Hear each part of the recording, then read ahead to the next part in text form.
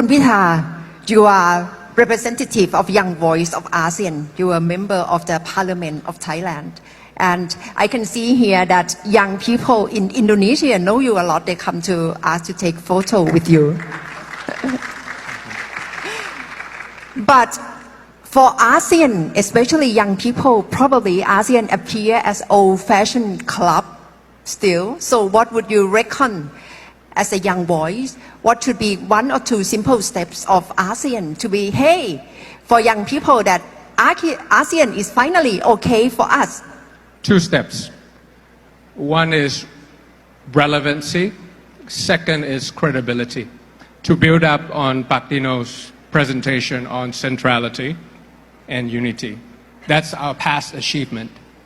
But going forward, relevancy and credibility of ASEAN is the most important thing that you can connect with the disconnected youth and the perception of elite-driven ASEAN.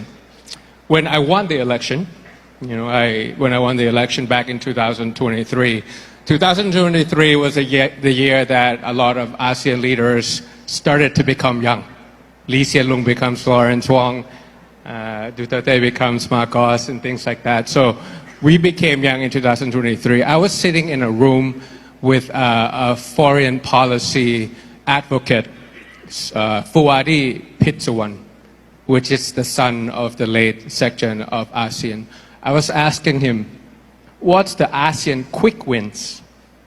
If I were the Prime Minister, and if I were to meet Lawrence Wong and Marcos and President Prabowo and things like that, the 5 founding members of ASEAN, let's come up with ASEAN quick wins that are highly relevant to the youth and comparatively low resistance. I came up with 3. What keeps ASEAN youth awake at night? That is common throughout the 10 countries. 1, Clean Air Accord. The transboundary haze that affects majority of the countries in ASEAN. Yes, some relatively resistance from agricultural companies, but if we work with them, the quality of the air in Jakarta, in Bangkok, and things like that. In Singapore, they have their own Clean Air Act.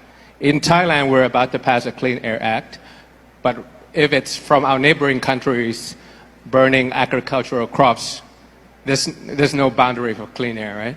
Second, cybersecurity, how to combat scam operation.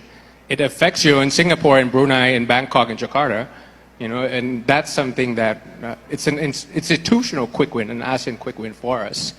And third is task force on Coast Guard maritime, something that we stick together in times of when the hedging space is shrinking, but the rising friction in maritime is happening in various countries.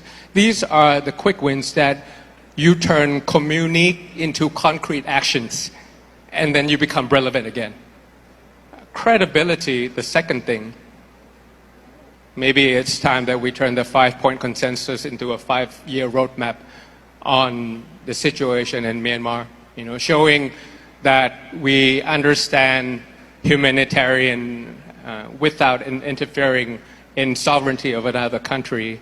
Time to reform the secretariat with the budget, with the mandate that is more than what it has been in the past. Because we want to be able to see ASEAN in the next 60 years as centrality, unity, relevancy, and credibility. And that's when ASEAN matters to the youth. Thank you, Kun Pitha. That's 5 points of relevancy of ASEAN to the youth.